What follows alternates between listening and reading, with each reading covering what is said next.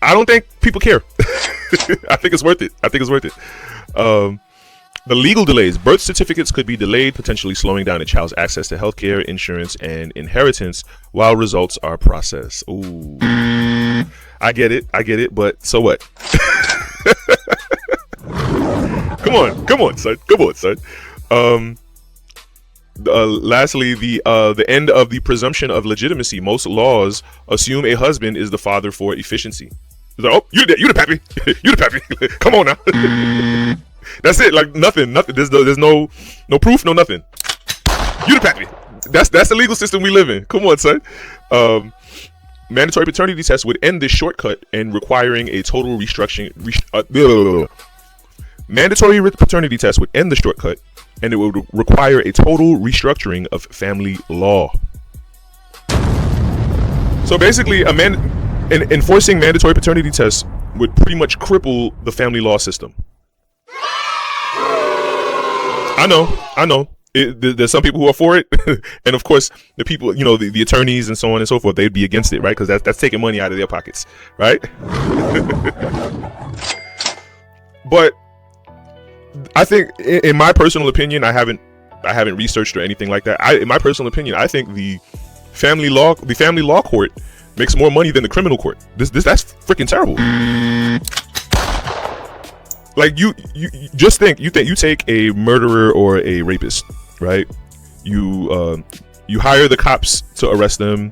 You hire the entire court system to prosecute them, and then you hire the corrections facilities to incarcerate them, right? Food, clothing, and shelter. You know what I mean? How much money is the court system making off of that murderer or rapist? How much money would the court system make?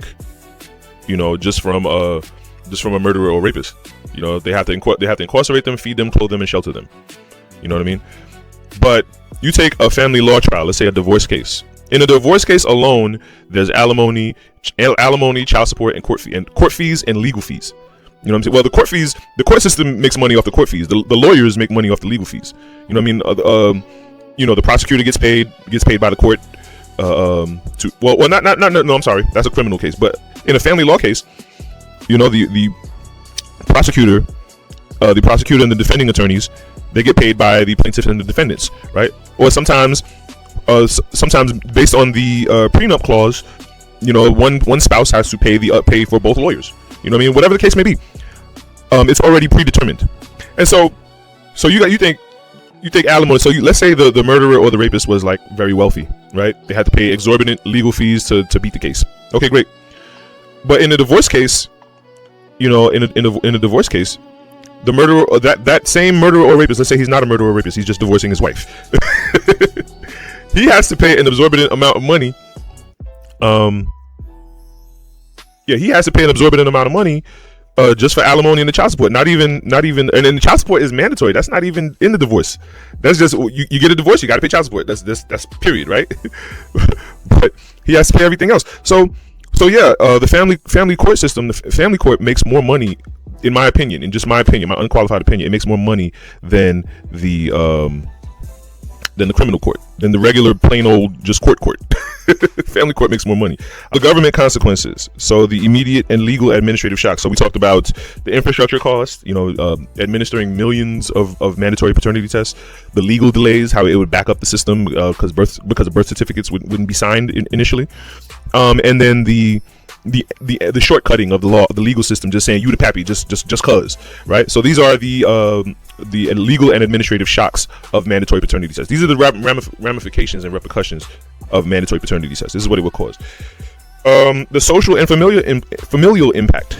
This isn't necessarily so much legal or on paper, but this makes a difference. The destabilization of the social father. Modern law often prioritizes the man who raises the child over the biological donor. Mandatory paternity tests could force a legal separation between a child and only the father they have ever known, potentially destroying the stable family unit. Hey, I mean, charge it to the game. Oh well, she should have told the truth, right? The truth is expensive. 777, rack it up. You know what I'm saying? The truth is expensive, y'all. So the social and family impacts of a mandatory paternity test: increased conflict at birth. Oh,